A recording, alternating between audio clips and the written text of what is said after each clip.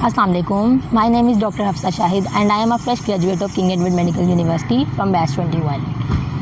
I have a total of 10 to 11 international publications. A few of them are the abstracts while a few of them are reviews as well as including the original article. Some of them are in a quite high impact factor while some of them are in a middle to low impact factor. So today we are going to discuss about research methodology. First of all, I'll tell you about research. What is research? So research is something to discover something new in which we have to tell about. आपको बस कुछ भी नई finding बतानी है, new research that is not in your literature earlier. कुछ आपने ऐसा नया बताना है जो पहले से मेडिकल सोसाइटी को बिल्कुल भी ना पता हो. ठीक है, अब इसमें कुछ भी हो सकता है. मतलब काफ़ी आपने देखा होगा कि एक ही स्टडी सेम टॉपिक होता है जो कि जगह जगह पे रिपीट हो रही होती है. तो उसके अंदर ये होता है कि आपकी डेमोग्राफिक्स चेंज हो जाती हैं जिसकी वजह से आपकी फाइंडिंग्स डिफरेंट हो जाती हैं. लाइक फॉर एग्जांपल, अगर कोई स्टडी चाइना में हुई है, लाइक कोविड हमारे पास सबसे पहले चाइना से आया, तो वो इसलिए आया जो कि वहाँ पे जो उनकी डाइट है consist of seafood mainly, इसलिए वहाँ पे कोविड के चांसेस हमारे पास ज़्यादा थे. जबकि हमारे पाकिस्तान में सी फूड इतना कंज्यूम नहीं होता, कोविड इतना नहीं हमारे पास यहाँ पे आया या इजीली ओवरकम हो गया, तो आप कह सकते हैं. तो that is the difference of demographics जो हमारे यहाँ पे एक्सप्लेन करता है इस रीज़न को.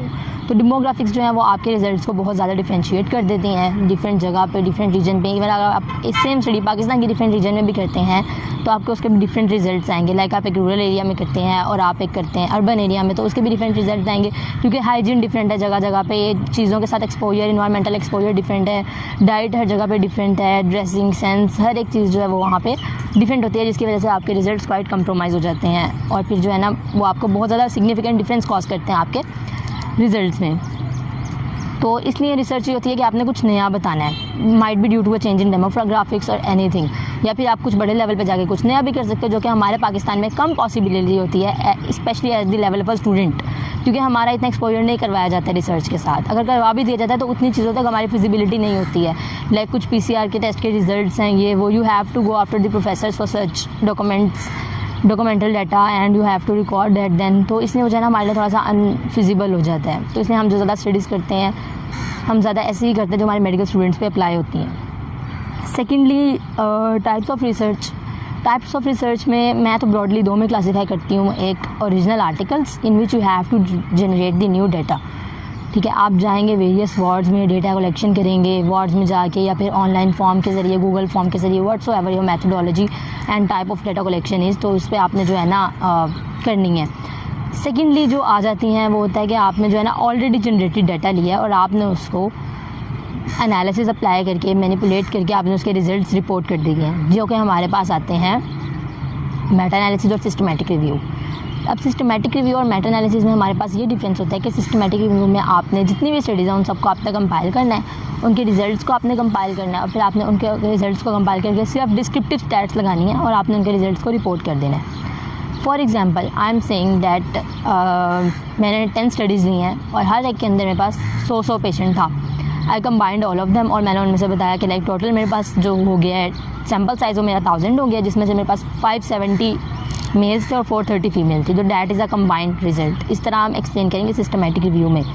लेकिन अगर हम उसके ऊपर अप्लाई कर देते हैं एनालिसिस तो वो हमारे पास बन जाएगा Meta analysis. Like I am saying कि अगर हम फ़र्ज़ करें कार्सिनोइड ट्यूमर ले लेते हैं, हम कहते हैं कि एज अ फीमेल प्रीडोमिनेंस.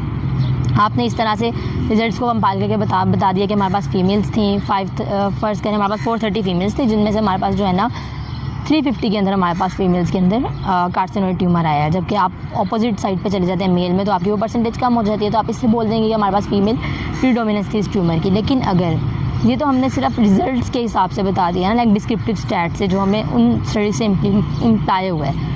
ठीक है, अगर इसी के ऊपर आप एनालिसिस अप्लाई करते हैं और आपको इस चीज़ का स्टेटिस्टिकल प्रूफ मिल जाता है, आपके रिजल्ट स्टेटिस्टिकल एनालिसिस अप्लाई करने के बाद आपके पास सिग्निफिकेंट रिजल्ट आते हैं, तो ये बात 100% श्योर हो जाएगी कि carcinoid tumour has a female predominance. हाँ, वो चीज़ डेमोग्राफिक्स के लिहाज से वेरी कर सकती है, लेकिन आप जो बात कह रहे हैं वो स्टेटिस्टिकली सिग्निफिकेंट है. लाइक जो आपने हाइपोथेसिस दिया that is a positive, that is correct. तो ये हमारे पास डिफरेंस आ जाता है ओरिजिनल स्टडीज़ में और आगे मेटा एनालिसिस और सिस्टमेटिक रिव्यू में. ओरिजिनल आर्टिकल वगैरह जो होते हैं उसके लिए आपको बाहर जाके खुद डाटा कलेक्ट करना पड़ता है, you have to move yourself और इस तरह सारा कुछ. लेकिन जो आपके पास सिस्टमेटिक रिव्यू है, मेटा एनालिसिस है, वो आप आराम से घर में बैठ के भी आपके पास कुछ करने को नहीं है तो you can easily do them. तो ये सारा प्रोसेस है. सेकेंडली हमारे पास स्टेप्स आ जाते हैं रिसर्च के। तो फर्स्ट ऑफ ऑल तो मैं आपको ये सजेस्ट करूँगी कि कोई अगर हो रही हो, जिस तरह कोई ऑनलाइन वर्कशॉप हो रही है, डिफरेंट कॉलेजेस करवाते हैं ऑनलाइन वर्कशॉप्स करवाते हैं, जिससे आप क्या कहते हैं ना सीख जाते हैं। वो 1 वीक का ऑलमोस्ट सेशन होता है उनका। तो आप जो है ना वहाँ पे वो एक स्टेप आपको जो है ना रिसर्च का उसकी हैंड्स ऑन प्रैक्टिस करवाते हैं आपको ऑनलाइन। तो या तो वो कर लें आप लोग, या फिर कोई कोर्स वगैरह देख लें कोर्सेरा पे। उससे आपको जो है ना बहुत कम्प्रीहेंसिवली आपको रिसर्च समझ आ जाएगी कि आपने किस तरह करनी है। लाइक एक चीज़ बहुत लंबी होती है। पबमेड सर्च स्ट्रेटजी जो है वो आपकी बहुत मैटर करती है कि आपने वो कैसे की है, और उसकी आपको हैंड्स ऑन प्रैक्टिस जब तक नहीं होगी आप नहीं कर पाओगे। इसी तरह SPSS है, वो भी जब तक आप हैंड्स ऑन प्रैक्टिस नहीं करोगे किसी के अंडर सुपरविजन में, तो वो आपको वो भी अच्छी वाली नहीं आ पाएगी कि डिफरेंट आपने टेस्ट कौन से अप्लाई करने हैं, किस किस्म के डाटा पे क्या अप्लाई करना है, और उसका मेथड क्या है अप्लाई करने का। लाइक आपने वो सॉफ्टवेयर को ऑपरेट कैसे करना है, ये सब चीज़ें। बाकी बेसिक जो चीज़ है आपके लिए, आपको रिसर्च के लिए आना चाहिए, SPSS यूज़ करना आना चाहिए, आपको मेंडले यूज़ करना आना चाहिए, आपको वर्ड यूज़ करना आना चाहिए, आपको एक्सेल शीट यूज़ करनी आनी चाहिए for systematic review and Meta analysis for your data extraction. तो ये 3 से 4 सॉफ्टवेयर हैं जिनके ऊपर आपकी एटलीस्ट एक्सपर्ट ना हो तो मॉडरेट लेवल का यूज़ ज़रूर आपको आता हो कि आपने कैसे यूज़ करना है। बाकी तो फिर साथ साथ सीख ही जाते हो आप। अच्छा, स्टेप्स ऑफ रिसर्च में सबसे पहले हमारे पास आता है टॉपिक सिलेक्शन। टॉपिक सिलेक्शन ये बहुत वास्ट चीज़ है। अब ये भी हमारे पास दोनों के लिए डिफरेंट हो जाती है। ओरिजिनल आर्टिकल के लिए डिफरेंट मेथड है, और जो मेटा एनालिसिस और सिस्टमैटिक रिव्यू के लिए उसके अंदर एक डिफरेंट मेथड है जिससे आपने टॉपिक को सिलेक्ट करना होता है। फर्स्ट ऑफ ऑल हम बात करते हैं ओरिजिनल आर्टिकल पे। ओरिजिनल आर्टिकल के केस में ये चीज़ होती है कि फ़र्ज़ करें आप इस तरह वर्ड में जाते हैं and you face something, like फ़र्ज़ करें आप कोई एक पेशेंट का आपने देखा है जिस तरह एक्सेंट्रेशन ऑफ आई उसकी हुई है, ठीक है, उसको क्या कहते हैं ना था न्यूरोब्लास्टोमा था, जो कि उसकी आई में जो है ना स्प्रेड कर गया था, जिसके बाद जो है ना उसको आई एक्सेंट्रेशन हमें करनी पड़ी फॉर ट्यूमर रिमूवल, ठीक है। अब इस तरह आप आपने ये देखा है, उसके बाद आपको मतलब ना होता है कि यार इंटरेस्ट डेवलप होता है आपका कि आप देखते हो कि नहीं यार मुझे जो है ना इसके ऊपर जाके ना सर्च करना चाहिए। अब आके सर्च करते हो डिफरेंट टॉपिक्स, आप पबमेड पे आप आके सर्च करते हो और आप देखते हो कि यार इसमें ना क्या क्या हो सकता है। अब जो आपने आर्टिकल्स खोले उसके अंदर जो सबसे नीचे ना डिस्कशन का लास्ट पैराग्राफ होता है लिमिटेशंस। एक आर्टिकल के अंदर डिस्कशन होती है, डिस्कशन का एक पोर्शन होता है लिमिटेशन, लास्ट और सेकंड लास्ट पैराग्राफ होता है। उसके अंदर से आप पढ़ के देख सकते हो कि लाइक इस आर्टिकल में क्या क्या लिमिटेशंस हैं। जिस तरह अक्सर में आपके सैम्पल साइज़ की लिमिटेशंस होती हैं, और वो कहते हैं कि लाइक ये पॉइंट हैं जो कि फ़र्दर जिन पे अभी रिसर्च की जा सकती है। ये हमारे आर्टिकल में लिमिटेशन है जो कि आप फर्दर रिसर्च के साथ इसको कवर कर सकते हो। तो आप जो है ना वो आपको एक बड़ा अच्छा पॉइंट ऑफ व्यू वहाँ से मिल जाता है कि अगर यार मैंने रिसर्च कर ली है तो ये पॉइंट है जिस पर मैं फोकस करके करूँगा तो मुझे जो है ना एक नया आर्टिकल मेरा मिल सकता है। एक तो ये आ गया। दूसरा, अगर आप एक बिगिनर हो तो I will suggest you a meta study. Meta study इस तरह होती है, जिस तरह मैंने अभी आपको पहले भी एक्सप्लेन किया कि सेम स्टडी पब्लिश हुई होती है लेकिन सिर्फ डेमोग्राफिक्स डिफरेंट होते हैं। आप ऐसे ही स्क्रॉल कर रहे हो पबमेड पे और आपने देखा कोई एक आर्टिकल पब्लिश हुआ है लेकिन वो चाइना में पब्लिश हुआ है। आप उसे सर्च करते हो कि वेदर हमारे पाकिस्तान में भी ऐसी कोई स्टडी हुई है या नहीं हुई, और आप देखते हो कि हमारे पाकिस्तान में ऐसी कोई स्टडी नहीं हुई है, तो आप उससे जो है ना सेम स्टडी आप रिपीट कर सकते हो पाकिस्तान में भी।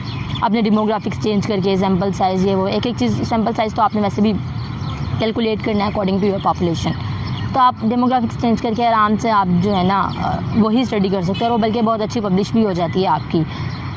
तो सबसे अच्छा तो आइडिया होता है कि आप एक मी टू स्टडी कर दो अगर आप एक बिगिनर हो। फिर उसके बाद आप जो है ना कम अक्रॉस करना शुरू हो जाए तो आइडियाज़, मतलब आपको जो टॉपिक सिलेक्शन का आइडिया आता है वो आपको डेली लाइफ से आता है, सबसे बड़ी बात, और आपकी ऑब्जर्वेशन पे डिपेंड करता है। जिस तरह आप फर्स्ट करो आप हॉस्टल आए हो, आप देख रहे हो कि यार हमारे ये एक ना आउटब्रेक निकल आई है डायरिया की, तो आप कोशिश करो कि यार इसकी ना क्या वजह हो सकती है। आप देखते हो कि यार एक तो हमारे पास आसपास कोई एक लाइक इन्वायरमेंटल एक्सपोजर हमारा अच्छा नहीं है, कोई आसपास गंदा पानी है या कोई फैक्ट्री है, इस तरह का एक्सपोजर है, या फिर जो है ना आपके हॉस्टल में कोई हाइजीन का ख्याल नहीं रखा जाता, मेस का खाना का इशू होता है ये वो, तो आप उस तरह पे जाके बहुत सारी चीज़ें सर्च कर सकते हो जो कि हमारे यहाँ पे बहुत कॉमन होती हैं। तो लाइक जो टॉपिक का आइडिया वो आपको डेली लाइफ से ही मिलता है, या फिर आपने कोई बुक पढ़ रहे हो, आपने रैंडमली कोई एक टॉपिक पढ़ रहे हो, उधर से आपको होता है कि नहीं यार इसके ऊपर ना देखते हैं कुछ ना कुछ, आप पबमेड जाके खोलते हो।